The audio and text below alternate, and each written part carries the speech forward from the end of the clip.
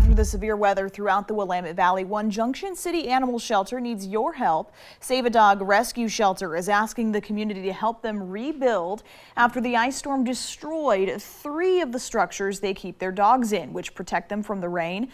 They say they're out thousands of dollars after these sturdy metal kennels were completely flattened by the weight of the ice. If you'd like to help the nonprofit, you can donate to their GoFundMe. We have that link on our website at KEZI.com.